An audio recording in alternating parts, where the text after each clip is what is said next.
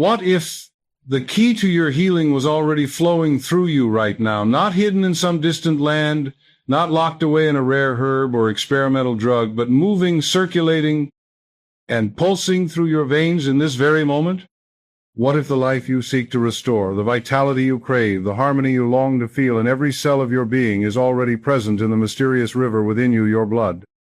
And what if I told you that this blood, this sacred life stream, is not a mindless fluid but an obedient messenger, listening for your command, ready to carry your intentions to the farthest and smallest reaches of your body? We have been taught to think of the body as something separate from the mind, as though our thoughts stop at the boundary of the skull, and our physical systems carry on, deaf and indifferent to our inner dialogue.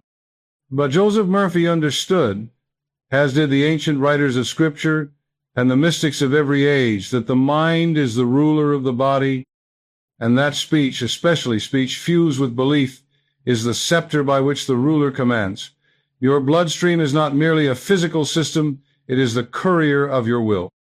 It moves constantly, delivering nutrients, carrying away waste, transporting oxygen, and communicating chemical messages to every organ, tissue, and cell. And here is the secret most have forgotten. The quality of these messages is shaped by the quality of the commands you give through your words and the images you hold in your mind. Think of your bloodstream as a royal messenger in an ancient kingdom. You, the sovereign mind, issue decrees, and your blood carries them swiftly to every outpost of the realm. When the decree is one of strength, order, and health, the kingdom thrives. When the decree is one of fear, disorder, or defeat, the kingdom falters. This is not metaphor alone, it is a reflection of the way your subconscious governs your body. And your subconscious, that tireless and unquestioning servant, takes your words, especially those spoken with emotion, as literal instructions. It does not argue, it does not debate, it acts. Tonight, we begin the process of reclaiming your role as ruler of your inner kingdom. We will strip away the illusion that your body is beyond your influence, and we will learn to speak to it in a language it has never forgotten, the language of faith-filled command. You will see that you can direct the flow of life within you, bringing every drop of your blood into alignment with the perfect blueprint of divine order. And as you master this language, you will come to know a truth that has the power to restore your health, renew your strength, and reshape your future. Your blood will obey. There is an ancient law, woven into the very fabric of creation, that humanity once understood but has allowed to slip from memory, the law of inner command. This is the law that permits a person to speak to the body and have it respond, to address even the most intricate processes of life with authority and witness their obedience. It is not superstition, nor is it mere positive thinking. It is the operation of spiritual law through the medium of the subconscious mind, and it is as precise and dependable as the rising of the sun. In the pages of Scripture, this law appears again and again in the words of Jesus speaking to the withered hand, to the fevered body, to the storm itself, and seeing immediate compliance. Say to this mountain, "Be removed," and it shall obey you, is not poetic exaggeration, but a statement of the same principle that governs your relationship with your own physical form. Joseph Murphy explained that the subconscious mind is the invisible workshop in which all commands to the body are processed. When you speak with conviction, the words you utter do not evaporate into the air. They are impressed upon the subconscious as blueprints, and the subconscious sets to work immediately to translate those blueprints into physical reality. It does so by influencing every automatic function, circulation, digestion, repair, immunity, without you needing to consciously monitor the process. The body becomes, in effect, the obedient servant of the mental and verbal directives it receives. This is why the words, "I am so tired," repeated day after day, gradually condition the body into a state of fatigue, while the words, "I am renewed with every breath," can, over time, reprogram the body for vitality. The forgotten law of inner command calls us to a level of responsibility that many are unaccustomed to carrying. It asks us to see ourselves not as victims of the body's mysterious workings, but as governors of those workings, issuing orders that will be obeyed whether they are wise or foolish. The all comes in recognizing that you have been using this law all along. Every casual remark about your health, every inner dialogue about your strength or weakness, every statement about what your body always or never does has been received as instruction by the subconscious. The tragedy is that, without knowing the law, most have been issuing commands of disorder and decline. But the beauty, the liberating, life-giving beauty, is that the moment you remember this law, you can begin issuing commands of order, health, and harmony, and the body, faithful to its design, will obey. From this moment on, you are not a passive passenger in your own body. You are its captain, and every word you speak is the wheel that turns its course. Life is in the blood.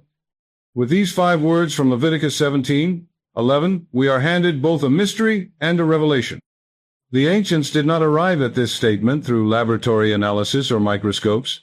They intuited, through spiritual insight and lived experience, that the blood is more than a fluid. It is the current of life itself, the physical manifestation of the invisible vitality that animates every creature. Modern science confirms that the blood is a great distributor, carrying oxygen to every cell, transporting nutrients to every tissue, removing waste, and serving as the primary highway for the body's immune defenses. Yet even this description falls short of the truth that Joseph Murphy understood. The blood is not only influenced by diet, environment, and genetics, but also by the mental and spiritual atmosphere in which you live. Your thoughts and emotions alter the chemical composition of the blood. Fear floods it with stress hormones that tighten vessels and quicken the heart. Love and gratitude bathe it in beneficial chemistry that promotes repair and balance. The subconscious mind, the great silent governor, stands between thought and bloodstream, translating your habitual mental states into physiological instructions. It is as if your mental climate determines the weather within your veins. And because the subconscious accepts the word spoken in faith as a literal directive, it can alter the inner climate to match the verbal decree. When you say, "My blood flows pure and strong," and you say it with the conviction of one stating a fact, you are programming the subconscious to adjust every process involved in circulation, purification, and immunity to align with that declaration. Think of the blood as a sacred river, and yourself as both its source and its steward. The mind is the mountain spring from which it flows. The heart is the pump that propels it. The vessels are the channels it follows. If the source is clouded with fear or resentment, the river carries those impurities to every shore. But if the source is clear with faith and order, the river delivers life-giving waters to every land it touches. To speak to your blood is to speak to the entire kingdom of your body at once, for it is the messenger that visits every province daily. When you begin to address it with respect, gratitude, and command, you initiate a partnership in which the blood becomes not merely a carrier of whatever the mind passively produces, but an active ally in restoring and maintaining the state of divine order for which your body was designed. In this way, life is in the blood becomes more than a statement of biology. It is a spiritual law waiting to be consciously applied. When we speak of divine order, we are not referring to some vague sense of wellness or a fleeting state of physical comfort. We are speaking of the perfect, unchanging pattern for your body that was conceived in the mind of the infinite before you took your first breath. Divine order is the original spiritual blueprint, a flawless template of harmony in which every cell functions exactly as it should, every system works in cooperation with every other, and the rhythm of life within you moves without obstruction or imbalance. This order is not something you must invent. It is already imprinted in the subconscious, woven into the very fabric of your being. What has been lost is not the blueprint, but your conscious connection to it, your ability to direct the body back to it when it has drifted away under the influence of stress, fear, or neglect. Joseph Murphy taught that the subconscious mind, given a clear and faith-filled command, can restore the body to that original pattern because it knows exactly what divine order looks like for you. Just as a master architect keeps a copy of the original plans for a building, the subconscious holds the unaltered design of your health. When you speak to your blood, to your heart, to your organs, you are not issuing random wishes into the void. You are giving precise instructions to a builder who already has the blueprints and only needs your direction to begin the work of restoration. The key is clarity. Vague statements like, "I want to feel better," give the subconscious nothing solid to work with. But when you say, "Every drop of my blood flows in perfect harmony with divine order," you are aligning your command with a specific existing design, and the subconscious immediately begins organizing bodily functions to reflect that pattern. To grasp this more vividly, imagine your body as a great city illuminated by a vast network of lights. Over time, through storms, neglect, or interference, certain areas go dim or flicker. The city's master control room still has the original wiring map, showing exactly how the lights should shine. When you speak words of divine order to your blood, it is as though you send a clear signal to that control room. Restore every light according to the original plan. The response is not random or experimental. It is the reactivation of something that has been there all along. Through visualization, you can reinforce this command. Close your eyes and picture your body outlined in radiant lines of golden light, each one representing a system restored to its perfect alignment. See these lines glowing brighter and brighter as your words flow into your bloodstream, carrying the instructions to every part of you. This is the secret of divine order, that health is not something you chase outside yourself, but something you reawaken within by speaking the language your body has always understood. If divine order is the inherent pattern of perfect health, then why does the body so often fall out of that order? The answer, as Murphy tirelessly explained, lies not in the malice of fate or the randomness of disease, but in the slow accumulation of mental impressions that distort the instructions sent from the mind to the body. Fear is one of the chief culprits, an emotion that, when repeated and unchallenged, instructs the subconscious to prepare for danger. This preparation often takes the form of constricted blood vessels, elevated stress hormones, and other physiological changes that, if prolonged, disrupt the natural harmony of the body. Resentment and bitterness are equally toxic, for they send a constant message of constriction, tension, and imbalance, not only to the nervous system, but also to the bloodstream, which becomes a carrier of this discord to every cell. Negative self-talk is another subtle but powerful source of disorder. Each time you declare, "I'm always so tired," "I have terrible circulation," or "my body just doesn't heal well," you are programming your subconscious with a set of instructions it will faithfully execute. The subconscious does not have the capacity to reject these commands. It does not reason in the way the conscious mind does. It takes every statement you make, especially those spoken with emotional emphasis, and begins altering bodily processes to bring your words into visible form. In this way, we often act as our own unknowing saboteurs, using the very power designed for our healing to generate disorder instead. Murphy would remind us that just as a physician can be careless or skillful in prescribing medicine, so can we be careless or skillful in prescribing words. Most people, he observed, are unaware they are acting as the chief physician of their own body through the ongoing dialogue they maintain with themselves. The body falls out of order when the physician's prescriptions, the words and thoughts, contradict the blueprint of health. But here lies the great hope. The moment you recognize that you have been giving harmful orders, you can begin to give life-giving ones instead. You can, with persistence, replace fear with faith, resentment with forgiveness, complaint with gratitude, and disorder with the spoken command of harmony. And when you do, the same subconscious that once faithfully executed harmful instructions will now just as faithfully execute your healing decrees. The law does not change. Only the quality of the command changes, and with it, the state of your body. Murphy often described the subconscious mind as the inner doctor, an ever-present physician of infinite intelligence who never sleeps, never tires, and never forgets the perfect design of your body. From the moment you were conceived, this silent doctor has been orchestrating the growth of your cells, the beating of your heart, the repair of tissue, and the countless chemical symphonies that sustain life, all without your conscious intervention. You do not tell your heart to beat, your blood to clot, or your white blood cells to fight infection. These processes occur with flawless precision under the direction of the subconscious. Yet, what most people do not realize is that while these functions are automatic, they are not beyond influence. The inner doctor takes into account the emotional climate and mental commands it receives from you and adjusts its operations accordingly. When you speak words of health, strength, and order, you are not whispering into a void. You are delivering a prescription to the most capable physician you will ever have.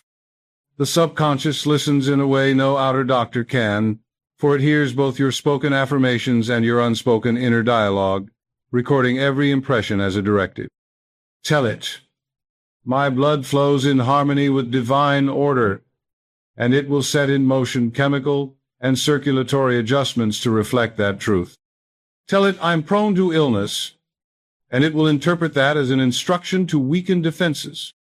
This is why Murphy insisted that you must become vigilant over the words you speak and the thoughts you permit to dwell in your mind, for to the inner doctor, every word is a prescription, and every prescription is filled without question. The brilliance of this inner physician lies not only in its obedience but in its infinite resourcefulness. It knows how to direct nutrients where they are most needed, how to repair damaged tissues with speed, how to recalibrate systems that have been thrown off balance. Your role is not to micromanage these processes. You do not need to know how the blood cleanses itself or how the immune system coordinates its response, but to provide the clear and uplifting instructions that will guide the subconscious to do what it already knows how to do perfectly. The more you speak to it with authority, gratitude, and faith, the more its actions will align with the divine order imprinted upon your being. And when you realize this, you will stop seeing your body as a fragile machine prone to breakdowns and start seeing it as a living temple, cared for by an invisible healer who responds instantly and unfailingly to the language of your belief. To speak effectively to your blood, you must first prepare yourself to give a command that is both heard and obeyed. This begins with posture, breath, and mental focus, the three conditions that signal to the subconscious mind that something important is about to be delivered. Sit or stand in a position that conveys dignity and openness, for your body language communicates to your inner world as surely as it does to others. Let your shoulders relax, your spine lengthen, and your chest open as though making space for the life force to flow freely. Then draw a slow, deep breath, feeling it expand into your abdomen, and exhale with a sense of release, as if letting go of every doubt and distraction. With each cycle of breath, you are quieting the chatter of the conscious mind and clearing a channel for the words to reach their destination unimpeded. When you speak, do so in the present tense, as though the reality you describe is already established. The subconscious does not operate in the realm of future possibilities. It works with the impressions it is given in the eternal now. Say, "My blood is pure, vital, and flowing in divine order now." Not, "It will be," or "I hope it becomes." You are not making a request or offering a plea. You are issuing a decree from the throne of your inner authority. Speak with gratitude, as though you are thanking your blood for a job already completed, because gratitude is a subtle, yet powerful form of faith. When you give thanks for something, you signal that you accept it as real and present, and the subconscious, receiving this signal, sets about matching your inner acceptance with an outer fact. Joseph Murphy often stressed that this is not about mechanical repetition, but about emotional resonance. One heartfelt declaration, spoken with focus, gratitude, and inner vision, can be far more potent than 100 hurried or half-believed statements. As you speak, imagine your words as currents of light entering your bloodstream, moving through every vessel, carrying messages of harmony and strength to each cell. See your blood responding instantly, brightening, becoming lighter and freer in its flow, as though infused with new energy. Let this image fill you as you repeat the phrase slowly, rhythmically, like the beat of a drum in perfect synchrony with your heart. In these moments, you are not merely talking to your blood. You are conversing with the very river of life within you, and as you speak, it listens, and as it listens, it obeys. The bridge between your words and the obedience of your blood is emotion, the invisible current that gives weight, heat, and life to every syllable you speak. Without emotion, your words are like seeds scattered on stone. They may contain all the potential of a great harvest, but they will not take root. With emotion, however, those same words become living seeds planted deep in the fertile soil of the subconscious, ready to germinate and grow into physical expression.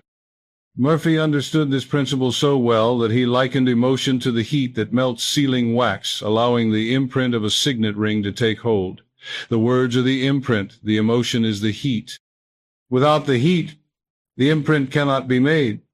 Without the imprint, the heat has nothing to shape.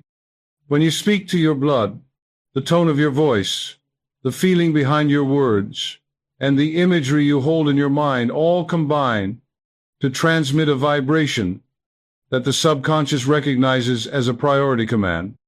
This is why a single declaration made in a moment of deep conviction can achieve more than days of lukewarm repetition.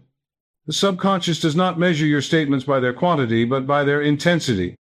If you speak with the fervor of someone describing a reality they are experiencing right now, even if it has not yet manifested physically, your subconscious will accept it as truth and begin aligning bodily processes accordingly. Consider for a moment how easily negative emotion can alter the body. Anger quickens the pulse and floods the blood with stress chemicals. Fear tightens the chest and constricts circulation. Grief seems to drain strength from the limbs. If negative emotion can have such swift and measurable effects, why should positive emotion, love, gratitude, joy, confidence not have equal or greater power to create states of health and harmony? The same mechanism is at work in both cases. The subconscious hears the emotional tone of the inner command and sets the body into motion to match it.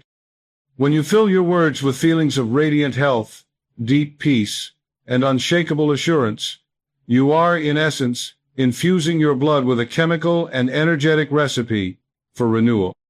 To cultivate this union of word and feeling, pause before each affirmation and summon the emotional state you wish your body to mirror. If you are commanding vitality, remember a time when you felt alive and strong, and let that memory warm your voice.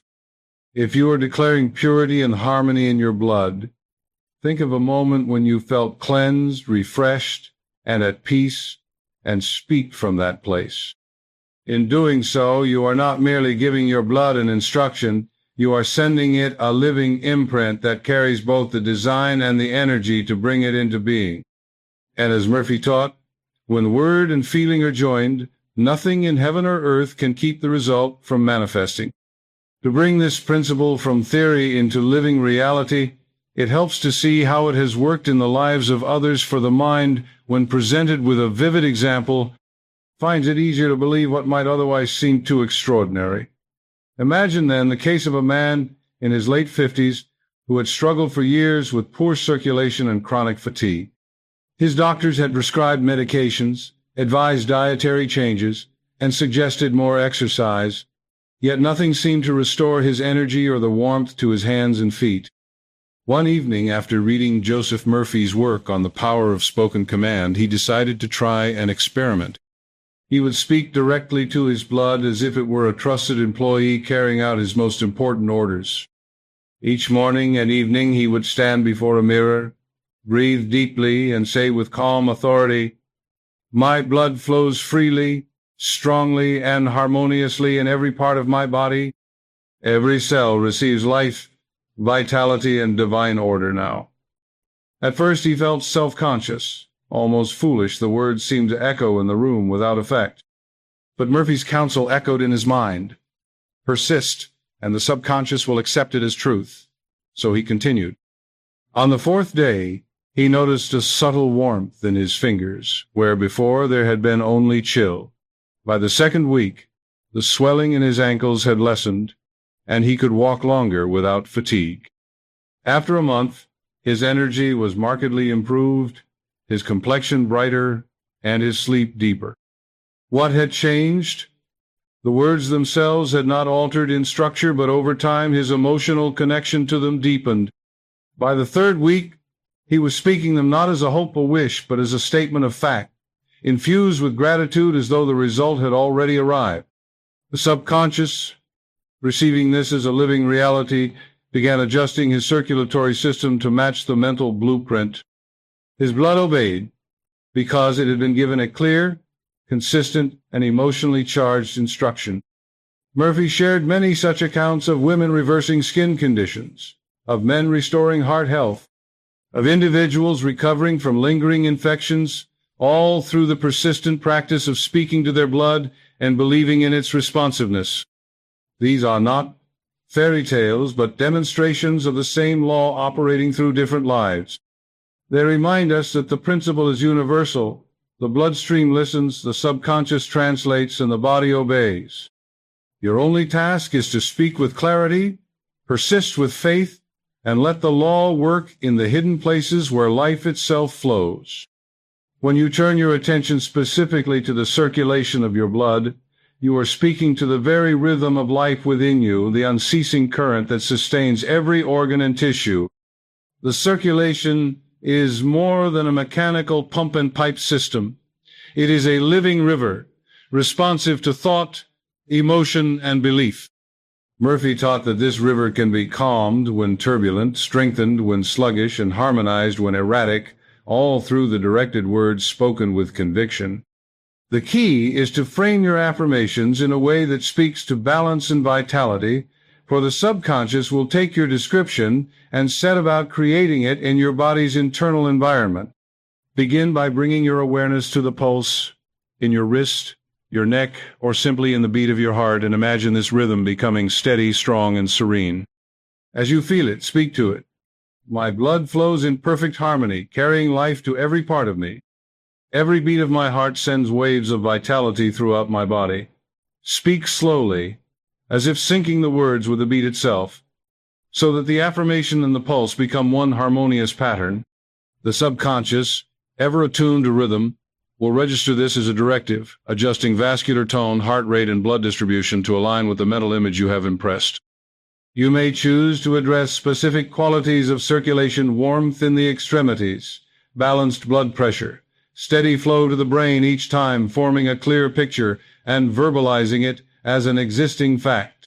For instance, every drop of blood flows smoothly to my hands and feet, bringing warmth and life. Over time, these statements build a cumulative influence, conditioning the subconscious to maintain these states without conscious effort. Murphy likened this to instructing a skilled crew aboard a ship. The crew, your subconscious, knows how to operate the machinery, adjust the sails, and navigate the waters, but it awaits orders from the captain, your conscious mind. If the orders are confused, contradictory, or absent, the ship drifts or falters. But if the orders are clear, consistent, and given with authority, the crew carries them out without hesitation. Your circulatory system, guided by the subconscious, responds the same way. With persistent and heartfelt direction, you can train your body to keep the river of life flowing in divine order, steady, strong, and unwavering, regardless of the external conditions around you. Just as you can address the strength and harmony of your circulation, you can also give precise instructions for the purification of your blood, a process that is both literal and symbolic. Murphy often spoke of the cleansing command as a way to restore the bloodstream to its natural state of purity, free from toxins, waste, and any harmful patterns it may have been carrying.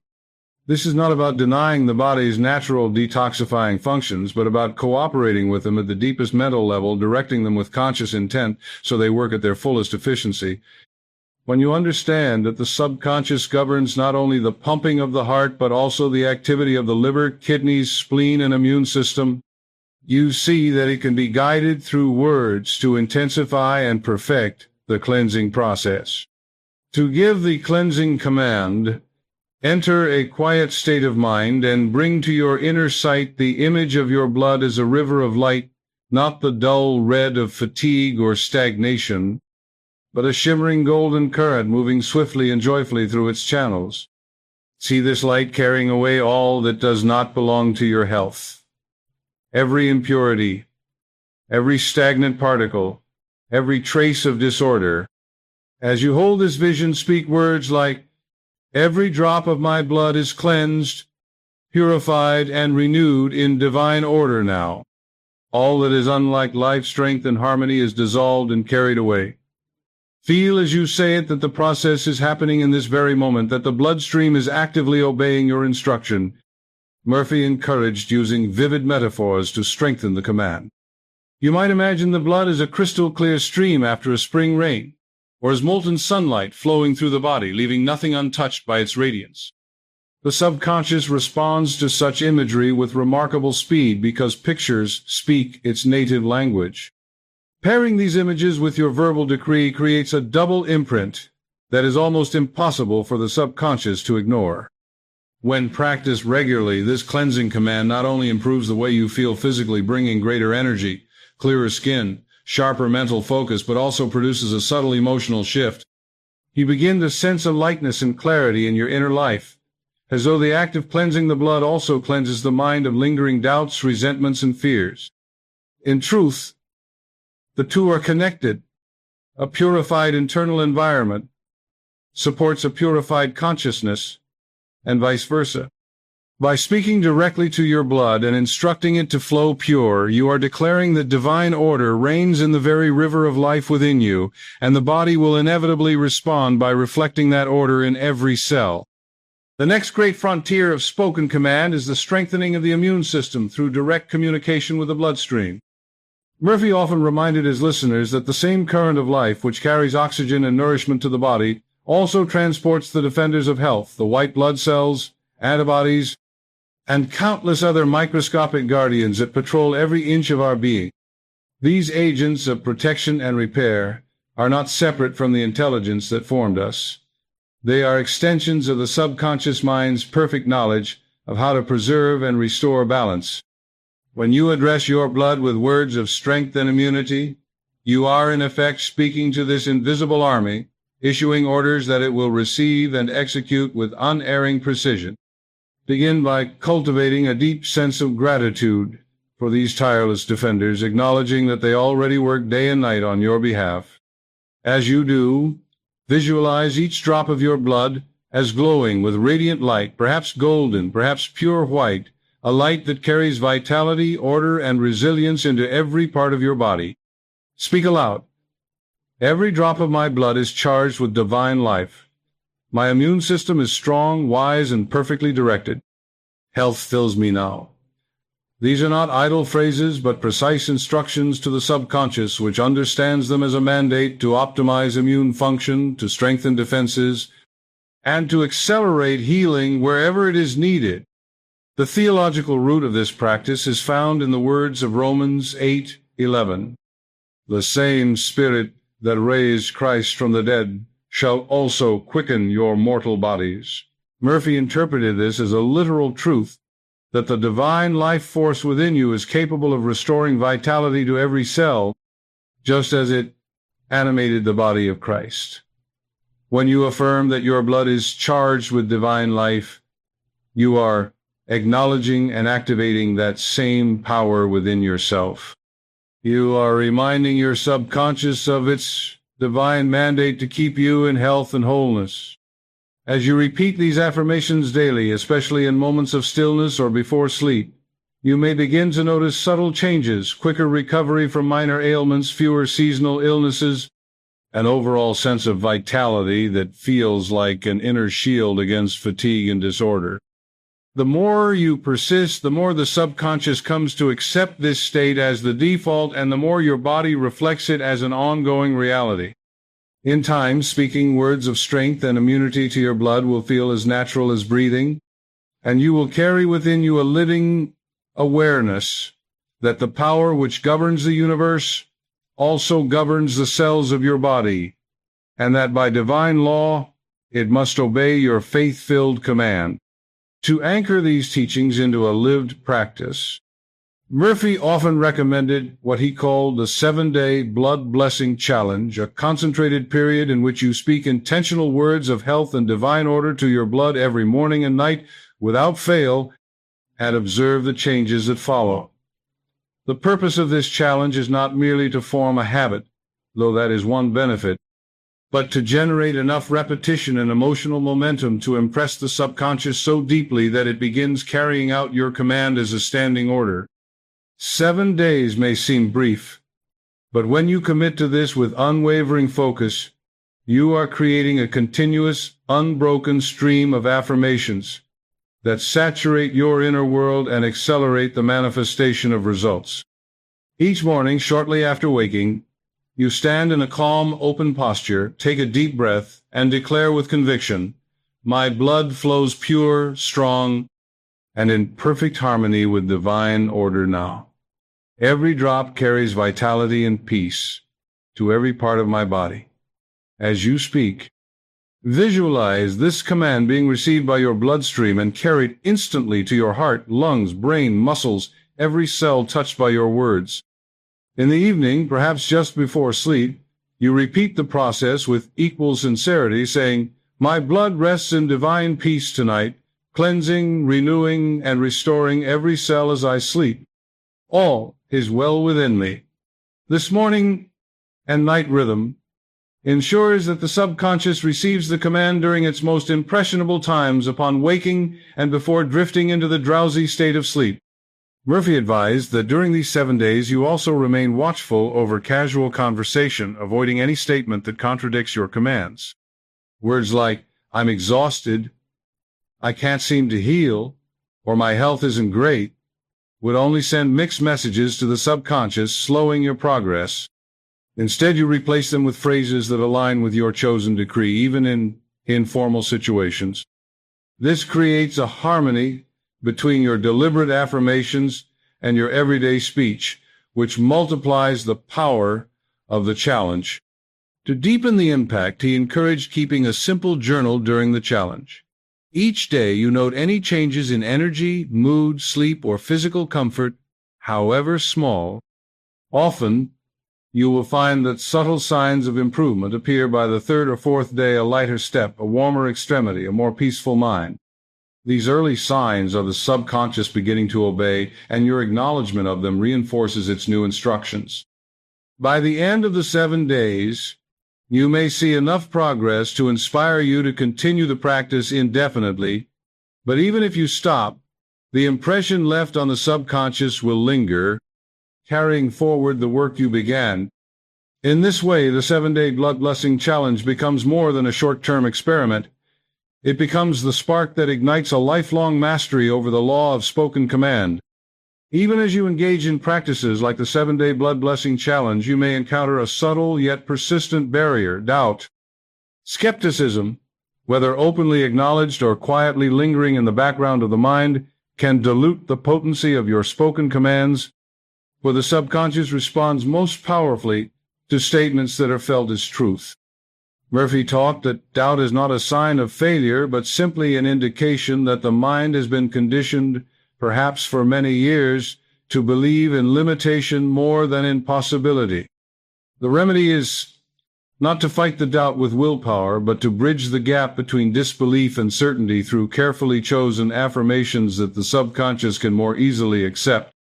These bridge affirmations serve as stepping stones from where you are to where you want to be. Instead of forcing yourself to declare, "My blood is in perfect order," when part of you resists that idea, you might begin with, "Every day, my blood responds more perfectly to divine order." This phrasing implies an ongoing process rather than an instantaneous leap, which allows the subconscious to relax into the suggestion without raising inner objections. Over time, as you notice small signs of improvement, your faith grows naturally, and you can graduate to stronger, more absolute declarations like, "My blood flows now in complete harmony with divine order." Murphy emphasized that doubt loses its grip not by being suppressed, but by being overshadowed through consistent evidence of change. This is why it is so important to celebrate even minor shifts: a slight increase in energy, a calmer heartbeat, a better night's sleep.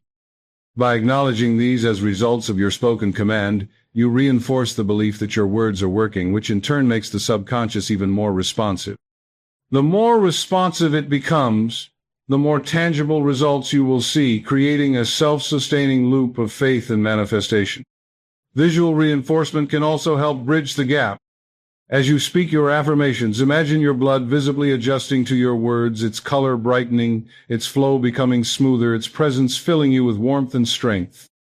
This mental imagery, combined with the verbal suggestion, engages multiple senses, making the new belief feel more real to the subconscious.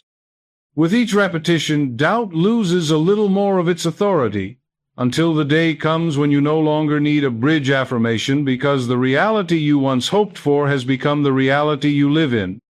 At that point, your spoken commands will no longer be efforts to convince yourself, but simple acknowledgments of the truth already manifesting within you. One of the most potent times to speak to your blood is at night, just before you drift into sleep. Murphy called this the night command ritual, and he regarded it as a golden doorway to the subconscious. In the moments before sleep, the mind naturally moves from the active, critical state of waking consciousness into the slow, receptive rhythms of the subconscious domain. This transition, often unnoticed by most, is when your inner world is most open to suggestion, and whatever thoughts, images, or words you entertain at this time will sink deeply into the subconscious without resistance. The body then takes these impressions and works on them throughout the night, aligning its functions to match the instructions you have given. To perform the night command ritual, lie comfortably in bed, close your eyes, and allow your breath to become slow and steady. Feel your body relaxing, your muscles releasing their tension, as though you are sinking into the embrace of the bed. Once you are calm and centered, direct your attention inward, imagining your bloodstream as a radiant river flowing through the darkness, quietly sustaining your life. Speak slowly and softly, as if addressing a beloved friend. My blood rests in perfect peace tonight. Every drop is cleansed, renewed, and restored in divine order. As I sleep, healing power flows to every part of my body. You may repeat this 3 to 5 times, letting each statement carry you deeper into relaxation, until the words themselves seem to merge with the drowsy state of your mind. Murphy taught that this is far more than a poetic bedtime habit. It is a deliberate reprogramming of the body's night work. While you sleep, the subconscious oversees cell repair, immune defense, hormonal balance, and countless restorative processes. By giving it a specific and uplifting command before sleep, you are setting the blueprint for all this work to follow. It is as if you have handed the inner doctor the night's agenda, saying, "This is the outcome I expect by morning." And because the subconscious operates without the interference of waking doubts or fears, it carries out these instructions with remarkable efficiency. Over time, the night command ritual becomes not only a tool for physical renewal, but also a source of emotional peace. You go to sleep with the assurance that divine order is active within you, that the healing power of life itself is moving through your veins, and that you will awaken with your body more aligned, more vibrant, more whole than the day before. The subconscious never grows weary of these commands, and the body never tires of responding to them, for both were designed to work together in perfect obedience to the words of faith you speak. If the night command ritual sets the tone for your body's restoration while you sleep, then the morning vitality command sets the trajectory for how you will move through the waking hours ahead. Murphy placed special emphasis on the first moments after waking, calling them one of the most valuable opportunities for mental and physical programming. In that early state, before the mind is cluttered with news, obligations, or the residue of yesterday's worries, the subconscious is still pliable, still in the afterglow of the dream state, and ready to accept new instructions without question. The words you speak in those moments act like the first strokes of paint on a fresh canvas. They determine the dominant colors of the day. To perform the morning vitality command, resist the temptation to immediately check your phone, rush into routine, or revisit yesterday's problems. Instead, remain still for a few moments, eyes gently opening or closed, and direct your awareness inward. Feel the gentle rhythm of your breath and the quiet beat of your heart, and visualize your bloodstream awakening with the sunrise, warm, strong, and full of radiant life. Then speak with clear authority and joy. Today my blood moves with strength, life, and joy. Every cell in my body is energized and in harmony with divine order. I am alive, I am strong. I am at peace. Repeat this as many times as feels natural, letting the words resonate in your chest like the toll of a great bell. Murphy advised adding a layer of visualization to intensify the effect. Imagine each beat of your heart sending waves of golden vitality through your body, reaching your hands, feet, head, and every organ. See yourself moving through the day with ease and grace, walking briskly, smiling often, standing tall as if you were rehearsing a role that your body will now play. The subconscious thrives on such imagery, for it treats vividly imagined experiences as real and responds accordingly. By making this your first conscious act of the day, you are not only priming your physiology for strength and harmony, but also framing your mindset in a way that influences every encounter, decision, and challenge. You will find that minor inconveniences do not drain you as they once did, that your energy remains steadier, and that your mood has a buoyant quality that others notice. Over time, the morning vitality command becomes a non-negotiable ritual, as natural as breathing, and your body begins to respond to the dawn not with grogginess or heaviness, but with an eager readiness to live. In this way, you affirm each morning that your blood, and therefore your life, moves in harmony with the infinite creative power that sustains the universe. While general commands to the bloodstream are powerful, there is an even more refined application of this law, speaking to specific organs through the blood. Murphy explained that the blood is the universal courier within the body, visiting every organ countless times a day, carrying not only the physical materials required for life, but also the energetic imprint of your thoughts and words. By directing affirmations toward particular organs, you send specialized instructions via the bloodstream, much like a letter addressed to a specific department within a vast organization. The subconscious, acting as the master coordinator, then ensures those instructions are delivered where they are most needed. For example, if you wish to strengthen the heart, you might focus your attention on the steady beat within your chest, visualizing it surrounded by warm golden light flowing in from the bloodstream. You would then speak words such as, "My heart beats in perfect rhythm, strong and steady. My blood nourishes and supports my heart in complete harmony with divine order." The imagery and the words combine to create a mental blueprint that the subconscious can translate into adjustments in blood pressure, cardiac strength, and vascular tone. If your focus is the brain, you might imagine the blood as a river of clarity flowing into every fold and pathway, bringing oxygen and nutrients with precision. Your declaration could be, "My blood brings perfect nourishment and vitality to my brain. My mind is clear, alert, and guided by divine intelligence." For the liver, see your bloodstream sweeping through it like a cleansing tide and affirm, "My blood purifies and renews my liver." Every cell is restored to perfect function and divine order. Even the skin, which receives nutrients and immune defense from the blood, can be addressed in this way. "My blood brings radiant health to my skin, leaving it clear, smooth, and full of life."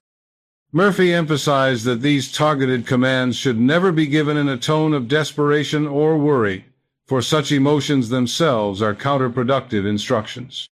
Instead, speak them with the calm authority of one who knows the body is already responding. Over time, you may notice that certain affirmations seem to produce particularly rapid or noticeable results. This is a sign that the subconscious has received them with strong acceptance and is working efficiently to fulfill them.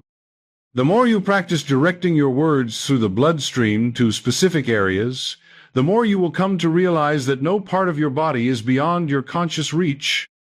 The same divine intelligence that governs the stars also governs your cells, and your spoken word is the bridge between the two.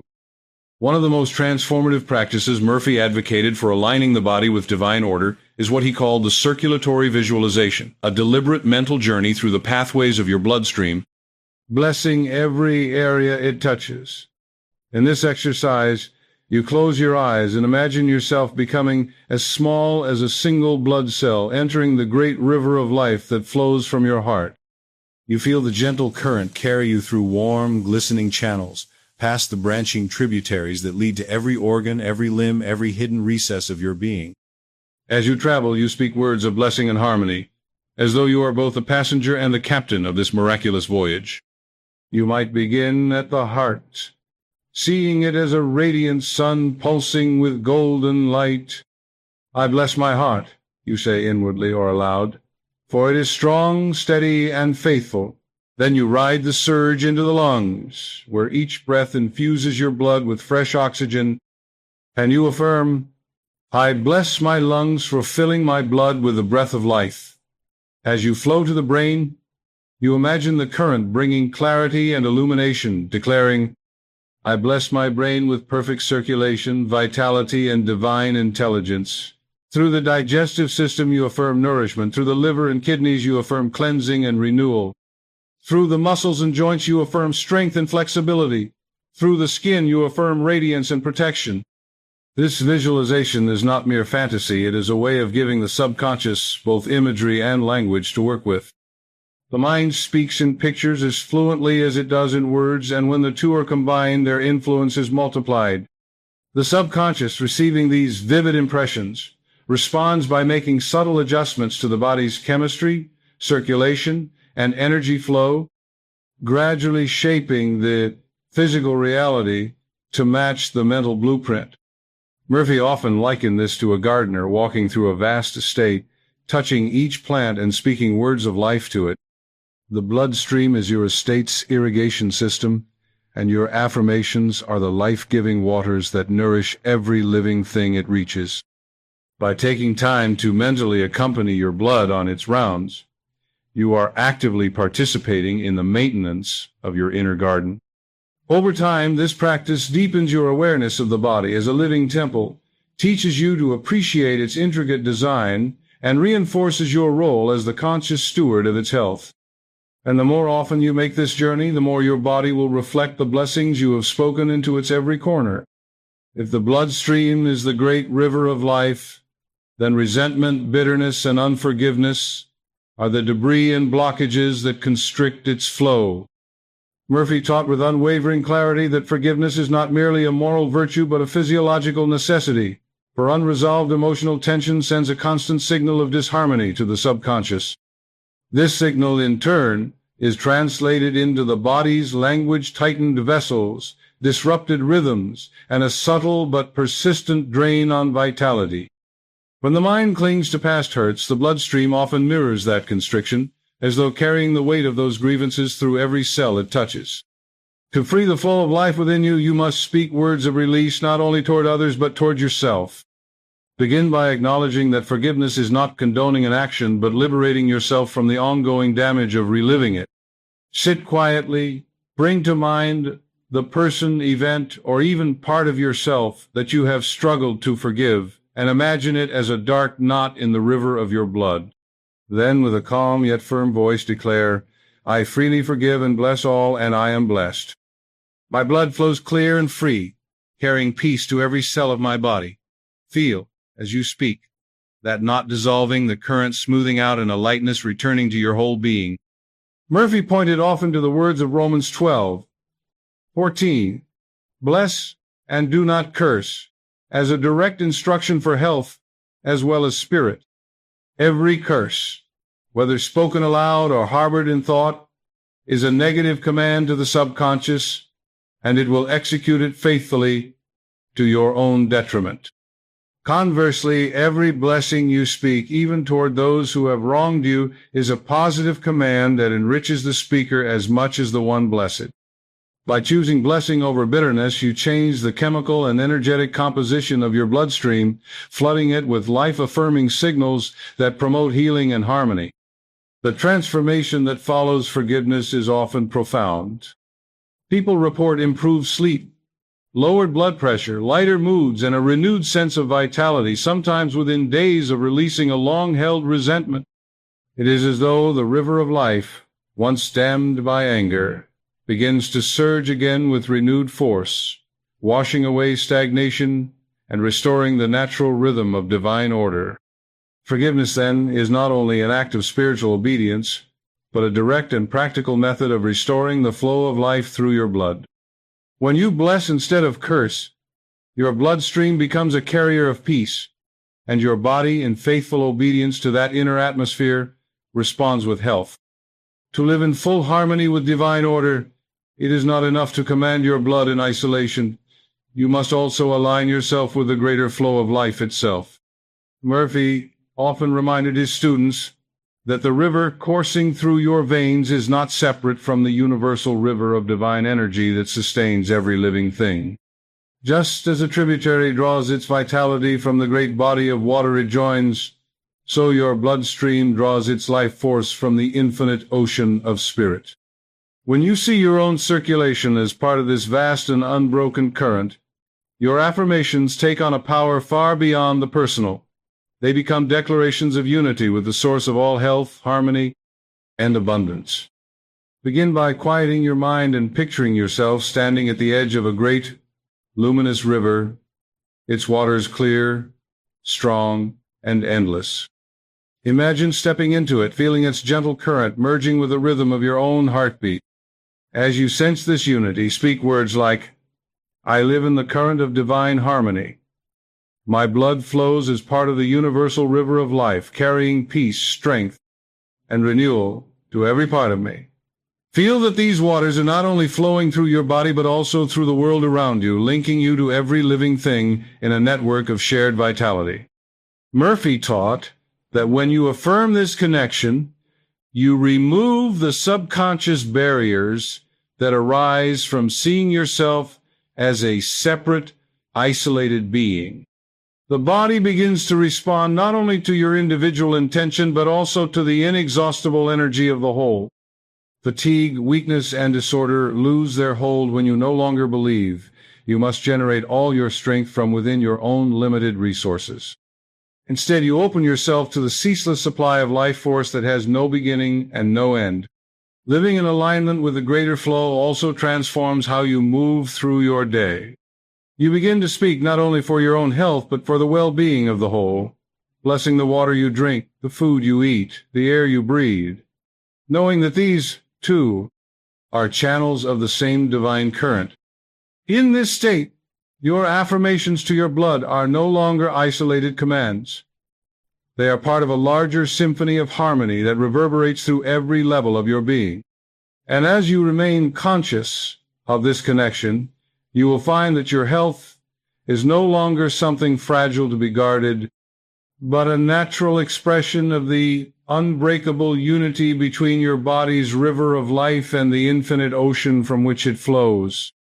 The words you speak to your body in private moments carry immense creative power, but Murphy was careful to point out that your public and private body talk must be in agreement if you wish to see lasting results.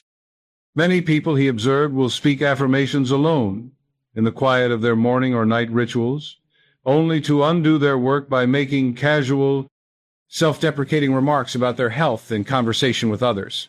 The subconscious mind does not categorize your statements as serious or just joking. It accepts them all as literal commands.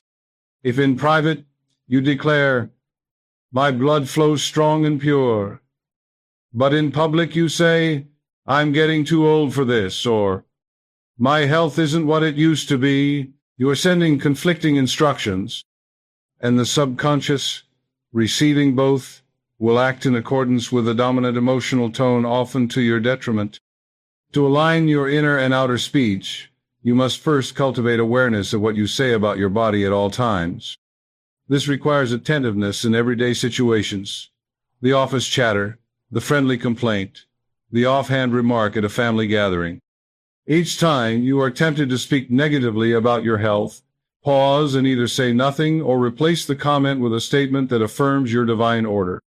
For example, instead of saying, "I feel so run down," you might say, "I'm restoring my energy every day." Such phrases not only preserve the integrity of your private affirmations, but also subtly reinforce your belief by making you the kind of person who speaks life in all circumstances. Murphy also encouraged the practice of silent inner dialogue, the unspoken words that run through your mind all day long. Even if you guard your public speech, the subconscious is constantly listening to your inner voice. If that voice is full of worry, criticism, and self-pity, it will program your body accordingly. This is why he taught that your private thought life must be as disciplined as your spoken words. Train your mind to default to affirmations that support your health. I am whole. My blood is in perfect order. Life flows through me abundantly. Over time, these become the mental background music that sets the rhythm for your entire being.